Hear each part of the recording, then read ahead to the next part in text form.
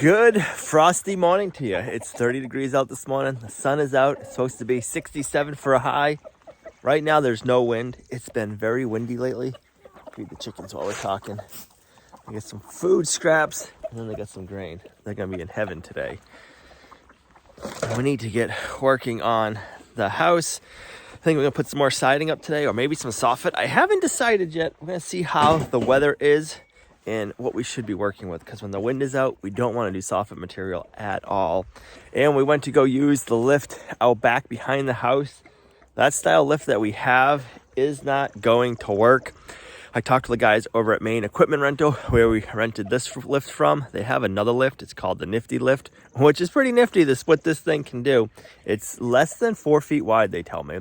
So I should be able to go behind the house, scoot in, and then set up right on the lower part, right behind the house, and do like I did on the front, but with this other lift. Unfortunately, that one is not available for like another month. They have two of them and they are rented out. One's rented out for a month and one is rented out till November.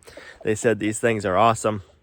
I'm trying to get more, but they're must be like everything else, back ordered, so haven't been able to get any new ones to have more stock of. They wanted me to rent this lift from the beginning. They said they're really great. The only thing I didn't like about it, and I haven't seen it in person, so we don't know, but from looking at it online, the basket that you stand in isn't very wide. I think it's like 3 feet.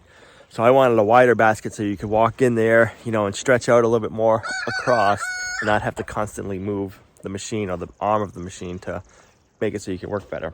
But if I would have got that one from the beginning, we could have been using it out back already and the siding would be done this week. But unfortunately, that's not going to happen. So we're going to work on ladders and get as much done as we can, because it's going to be a while before we can get that lift here. So I want to try to get it sided up even further. I don't know if you're like me or not, but have allergies and seasonal allergies, and especially this time of the year when everything is blossoming and blooming. It is beautiful. And I want to be outside and enjoying nature, but my allergies really start to flare up. And that's why I want to thank Nectar for sponsoring today's video. What is Nectar? Nectar provides revolutionary allergy care to free the world from allergies. Their platform connects allergy sufferers directly to physicians and pharmacists who prescribe customized treatment plans, all from the comfort of your home. Nectar's goal is to help train your body to stop having allergic reactions through their customized daily treatment drops. Their custom treatment is designed to provide an immune response. That means Nectar RX allergy drops create a treatment regimen that trains the body to reduce immune recognition of an allergen as a bad foreign material. The goal is that when your body no longer sees the allergen as a threat, allergy symptoms drastically decrease and sometimes even disappear altogether. Nectar tests for up to 40 different allergens that will trigger your allergies most severely. By identifying these allergens, Nectar can create a custom formulated treatment specifically for your needs. Nectar tests for dust mites, molds, pets, grasses, weeds, trees. I don't know about you, but right now there's just so many different things blooming around here that's really flaring up my allergies. I love being outdoors, and when my allergies flare up, I don't enjoy it so much. So I can't wait to get this back, get the treatment plan in effect so I can get back outside, enjoying nature and enjoying everything we do. Nectar's at-home test kit is gonna provide you with everything you need. Nectar is unlike any other allergy treatment out there. It's safe, prescribed by a licensed provider, and clinically practiced for over 100 years. No need of painful allergy shots, no difficult pills to swallow, no inconvenient trips to the doctor or allergist office. First step is go to nectar.com, sign up online. It'll take 5 to 8 days for your test to arrive. Take the at-home test, which tests for up to 40 different indoor and outdoor allergens. Register the kit and mail your sample back. Complete the intake questionnaire. It's HIPAA certified. Review your results online 2 to 3 weeks later. Consult with a licensed physician online. Understand what your test results mean. Begin your Nectar treatment and break up with your allergies for good. So if you're ready to break up with your allergies for good, click my link below and you're gonna get $120 off Nectar's indoor-outdoor allergy test kit and free shipping when you use code LUMNAH. Thanks Nectar for sponsoring today's video. Now, let's get back to the project. Well, we're on to a new project. We are changing gears. So we're gonna be working on getting a couple of buildings built this year. So over this way, we gotta get this leveled off so we can put one building, and then back over there, we're gonna be doing another building. So while he's over there clearing and moving rocks and stuff, we wanna get him set up so he knows where to put some bigger rocks. We can have like a retaining wall that'll help us get this area leveled off, and we won't have to bring in as much fill if we can use some of these rocks that we have here. So we need to get this mowed and staked out so we can give him a better idea of what he has to work with. The only downfall about picking this area is we have some really good grass growing, but it's one of the flattest areas and close to the road, and that's what we want. So unfortunately, we're gonna have to sacrifice this nice grass for a building.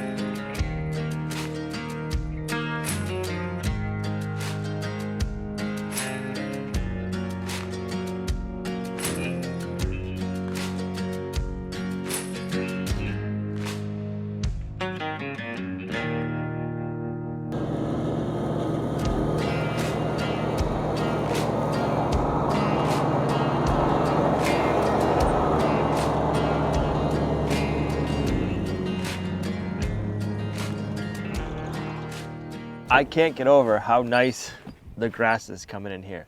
We planted it 2 years ago now, so not this time last year, the year before that. And then last year we didn't do a lot of mowing. We mowed a little bit, but then we just let everything grow up and go to seed. We planted a ton of clover, so the clover, red clover, all went to seed last year. And now mowing it all down should give it more seed to make it thicker, but where it already is growing, it's nice and thick and lush. It's a little spotty, but not too bad.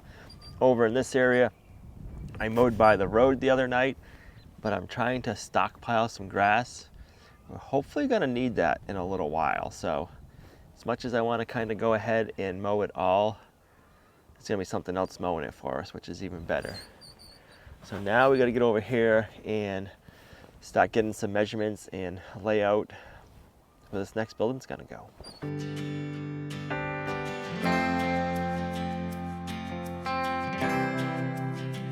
It's funny because this area wasn't growing good last year, and then ever since I decided we're gonna build something over here, it really thickened up. All right, so we kind of have to visualize what we want at first, coming in, stake it out, and then we'll check grade. And then we might have to move it around, kind of like what we did last year, or the first year, trying to figure out everything else.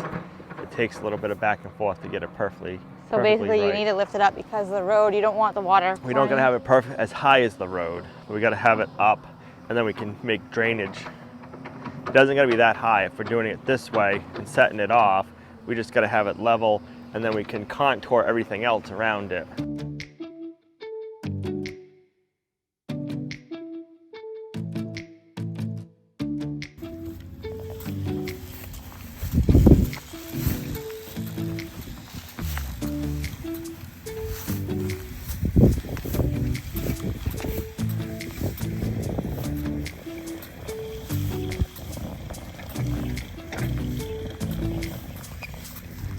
Trying just to figure out roughly where to put the building that it won't use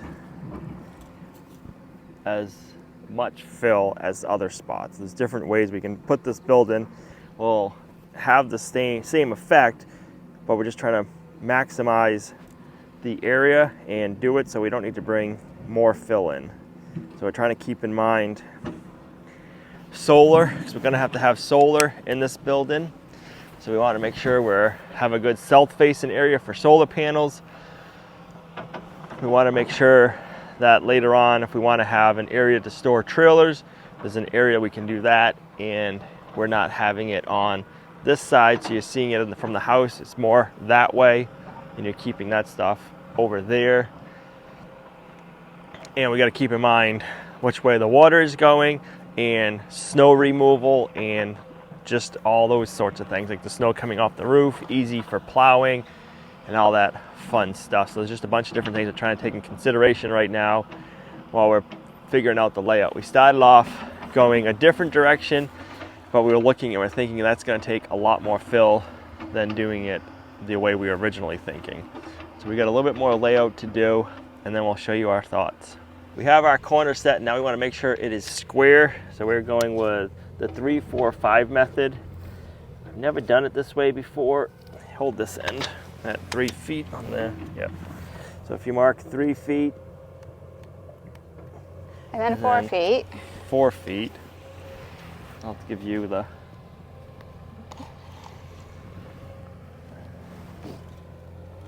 And there's a piece of grass right in my way. If we're square, we should be 5 feet. So my mark is here. Let's see, right here. What are you at? 5 feet. 5 feet. So we did that front corner, this back one, this one. We're just gonna check that front one, see if we're there. We don't need to be 100% right now because this is just for dirt work, so we know how to fill everything, but we want to make sure we're close, because if we are off and say the building, we have it pinned and the corners are really twisted, and then they set all the grade, our pad will be out of square, and then when we go to build our building, we could have to shift everything, so we don't want that. We don't want that for the building, plus we want to have an area around the building, so that way we have a space to work around the building all the way around too. So if you mess up the square, it can mess up that, and we could kind of be how we are with the back of the house right now. Yep. Can't get behind there. So while they're here with the big excavator, we're gonna have them set our back wall. We wanna have like 20 feet behind the building. So we're gonna have them set the back wall with stone, and then me and Gina will do the final grade and get everything graded off the small pad that we're gonna be working on. But while he's here with the bigger excavator, since we have some big rocks to use for a rock wall, we'll have him set all of that, and then we can tune it up afterwards. Since those rocks are pretty much the size of our excavator, we want to have them moved by the big one. I'll go 4.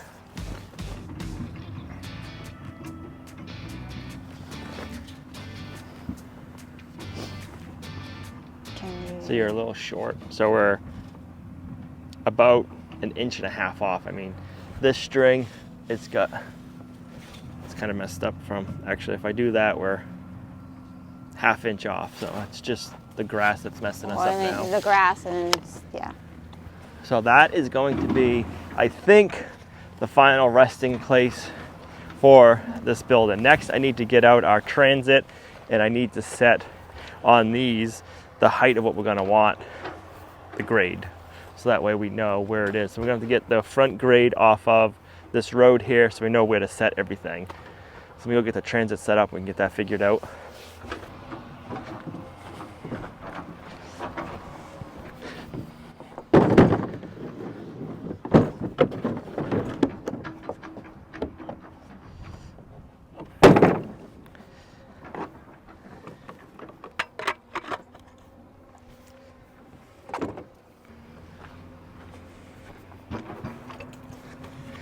All right, so I want to find out and mark on every one of those stakes the height of this high spot of the road.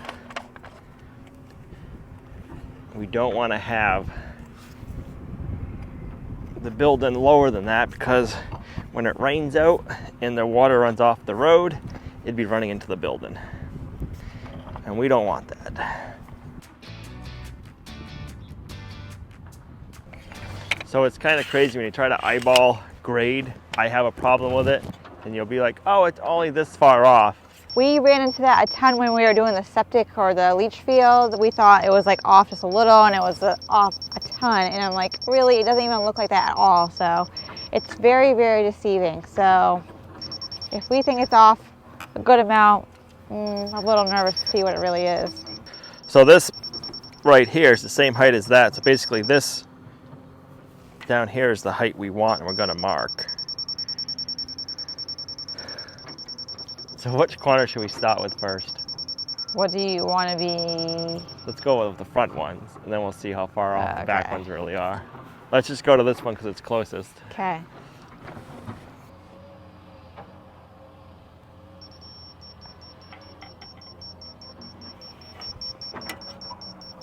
Okay, so that's not too bad.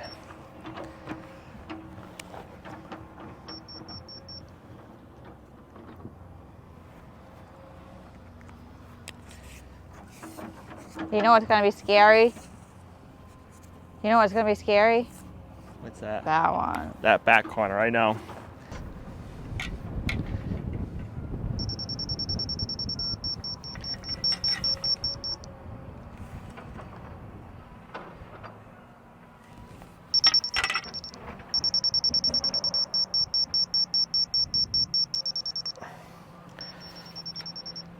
So this front corner is pretty close to the same as the other front Yeah. one. Maybe a little bit lower.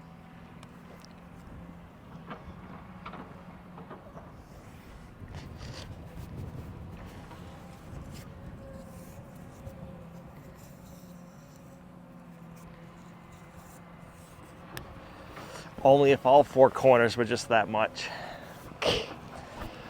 There goes the big one.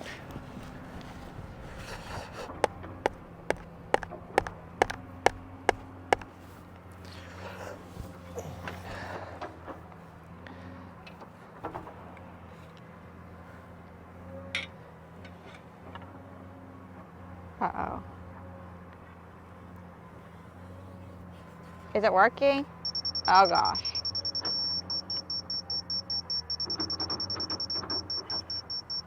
I don't even want to see the other one.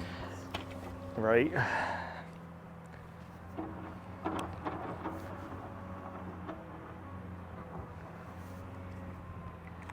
That's crazy. So this is higher than we thought this one was going to be. So I don't even know what that is. It even going to get on the stick? I hate this part. Now that I know what this actually means, which means a lot of fill, well, I don't like it. All right, so I'm just gonna start high and work my way down. Yeah.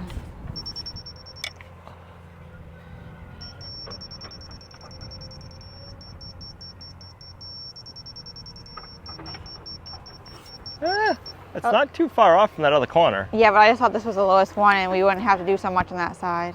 Right. And this is just for the building. This isn't how wide we want to go. So we want to stake off these corners, which we did. And now we got to stake off 20 feet that way and 20 feet this way. Which is going to be. But this can be a step down. Right, it can be more like a slope. Like a slope. We can slope it down and have it like terraced. Like Yeah. you know what I mean? It doesn't need to be as high as this.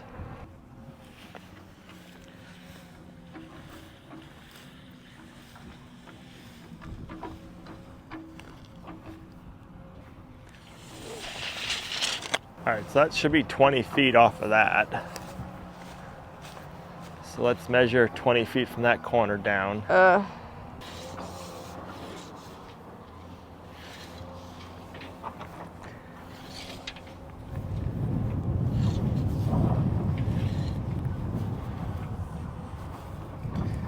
So Gina's garlic is doing good right now, but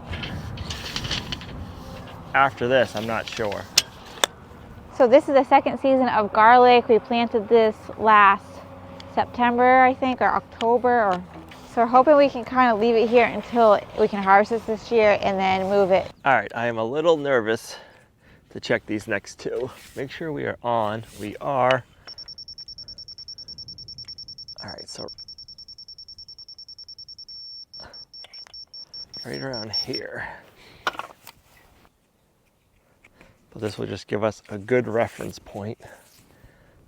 All right, this one is gonna be the worst.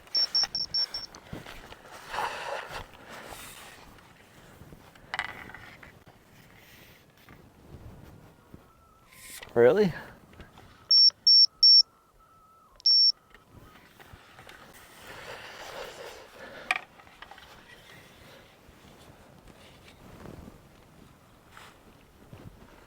I can't even reach it.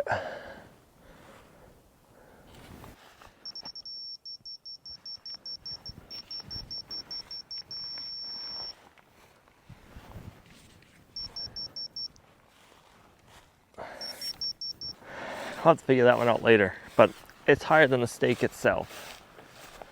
All right, let's check these two and mark them. That one's gonna be bad also.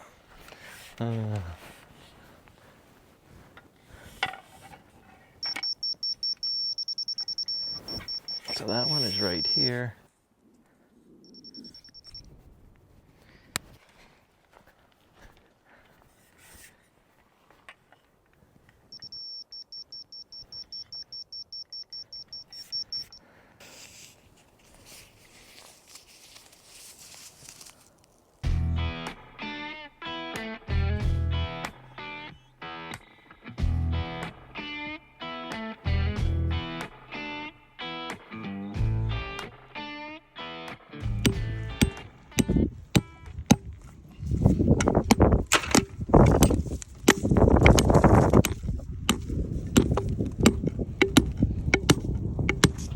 I just drove a 10-inch long lag bolt with some ribbon on it under where that transit is, because we have to move the transit.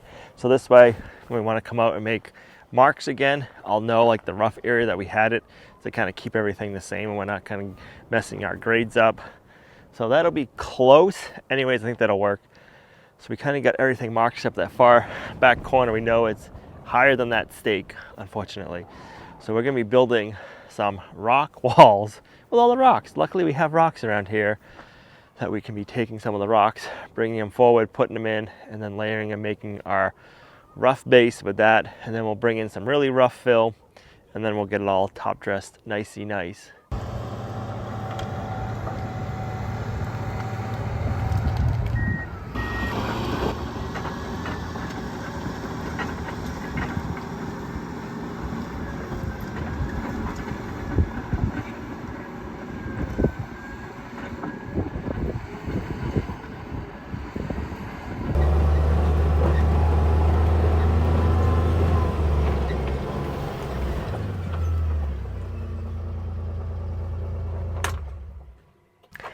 All right, it is the next night, and yeah, we've changed our minds. We're not in love with this setup. So we went around and we spent way too much time laying this all out. I shouldn't say that. We spent a lot of time laying this out, and I'm glad we did. We have the 4 center stakes are the building, and the pink is the grade. So back here, right at the back of the building, you're looking at, say, 4 feet. And then if we want to come down and go back to make it so we can go around the building, we are looking at 6 feet to fill. So we're going to be building a workshop. We're trying to figure out where we want that. I originally wanted it here, but I'm not in love with it just because we've been staring at the stakes and the ribbons from the house and then coming up the road. And we're going to have some big retaining walls up here, and it's going to look awkward. And then the area around it on this side and the back aren't going to be that usable. This side would be if we made like a parking lot later on and brought in gravel. So what we are thinking now,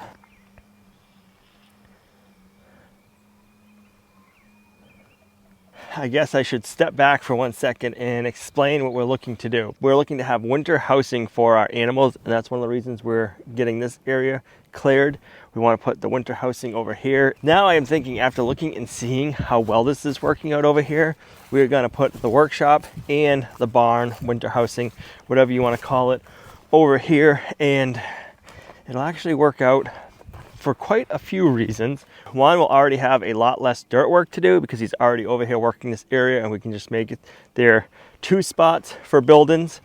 And the second one is the workshop is going to have its own solar power system. So if we have the workshop here and then say the barn, winter housing down this area, we can trench a line from the workshop down to the winter housing. We can have lights and we can have power down there also, which will be awesome because then we can have a chicken coop down there. We can also build a chick brooder. So this time of the year when we have our meat birds and our chicks coming in, we'll have power right to it to supply our brooders.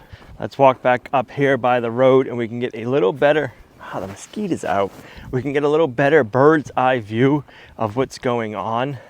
This area is lower than the road, but I'm not worried about that, and we wouldn't need to build it up here to the road height to get it to work for our needs. The road's way up here, and the way it pitches this way and runs off to that ditch. So any rain that we would be dealing with going over here is only the rain and water, snow melt from this area. Sorry, that view is just getting me. I had to share it with you. We'll also have an amazing view here. Once this is all cleared, we'll have more of a flat spot and we can see exactly how it's all gonna go. But if you can look over here, this area is already cleaned up and it's gonna move on over this way. So we should have two good spots for the barn, we'll call it, from easier, and then the workshop. What I'm thinking is we're gonna have a road from down there coming into the barn, and I wanna have it come back up and connect to this road. So if we wanna get trailers in to load animals, we can just kind of drive in this way and then drive out, and we can have those two access points for the barn and the workshop. So that's what I'm thinking. I'll get the drone up and I'll show you guys the layout. Let me know in the comments what your thoughts are and where would be some good spots or good locations to put the barn and then to put the workshop. We want this to work with the land. We want it to work with both buildings, and we want it just to be feasible for rain, snow, getting in and out, and just having plenty of room to use everything. Let me get the drone up. I'll show you. Look at that. I got a little bit of a sunburn today. Man, it was beautiful today. Also, if we have the workshop up here, we got to have it pretty close to the road, because any further back we go, that's that much more fill we got to bring in. So if we keep it close, we don't have to raise it up as much. But in the wintertime, you'd have to plow way over here, because if you wanted to drive and swing in with anything, you're going to need that kind of room for that to work. And then we would lose the garlic area and all that beautiful pasture. So it's connected to the pasture where the goats are right now. So my plan is over right by roughly where the chicken coop is right now, is have the road come in that way, move some of those rocks out of the way, have the road that comes in, and then figure out where exactly we want to put the winter housing / barn and the workshop. Down there on the left behind the rocks, where you can see like the shrubby trees growing up, and then it goes down to the pigs. I'd like to get the pigs to clear all that and keep that as like a barnyard for pigs that we can connect to the barn and have a nice access point for pigs from there to the barn. So we need to keep in mind where we want the barn for that location, where's a good spot for it that's close but not too close to the workshop, but close enough to get power there easily, and then where we want the workshop to go and have the driveway work for both buildings. We'll back it up a little bit here, and then you can kind of see better the whole lay of the land, how it connects to the road. If we can have the new driveway go from the road back over to the pasture and then back out to the road, that would be ideal. So give me your ideas of how you would lay out a barn / winter housing for the animals. And I say winter housing because in the spring, summer, and early fall, the animals are going to be out on pasture grazing. That's the long-term plan.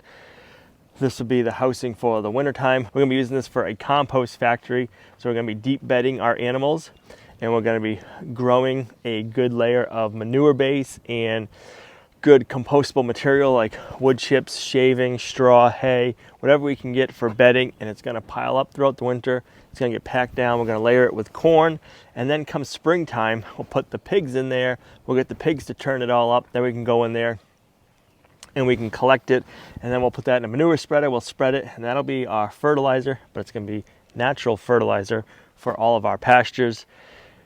And then we can spread that on the pastures. And so in the summertime, the animals aren't going to be in the barn. That's why I call it winter housing. They'll be in it probably maybe 6 months out of the year, or close to it, 4 to 6 months out of the year. Oh, these black flies are crazy right now. So they'll be in there for about 4 to 6 months, just depending on the weather. So we want to have that down here so it's easy to get to. Like I was saying, I want to have a pig run so we can have the pigs down there and easy access if we need to have them back. I want to be able to have the driveway come in and then swoop back up, and then back to this road so we can get trailers in and out easily, so we can load the animals into trailers if we need to. And then I also want to have a good place for a workshop and also a place to park all of our equipment, our trailers, and all that kind of stuff. And if we're working on a project and we need to have storage for it, I want to have an area like that. It would also be nice. Wow, these black flies are crazy. It'd also be nice to have a place to put all of our implements. So I'm trying to think of that layout. And I know you guys have great ideas. A lot of you guys have awesome setups like this already, or you have done setups and you know what works and what hasn't worked for you. So let me know, because I'm young. I haven't done a lot of this stuff yet. So I want to learn from you. Leave it in the comments down below. Send us emails, whatever works for you. Shoot us a DM on Instagram, Facebook, wherever you guys are. We will really appreciate it, but this is coming together nicely. I can't wait to see what it looks like when it's done. And we still haven't finalized what we're doing for a workshop or a barn yet. We're still trying to figure that out. I know what I want to do. I just don't know exactly what kind of building we're doing yet. So we're still trying to finalize that. We have plenty of time. And I think some of how this turns out will dictate all that stuff. So this is where we're going to end the video. I know this is kind of a long one just about our building projects, but this is exciting because we need a barn and we need a workshop. So those are the next phases here. So thanks for coming along on our homestead journey. You guys are a huge blessing to us in our homestead, and I want to thank you in advance for all of your suggestions because I know they're going to be great. So thanks for coming along, and we'll see you right back here in the next video. Bye.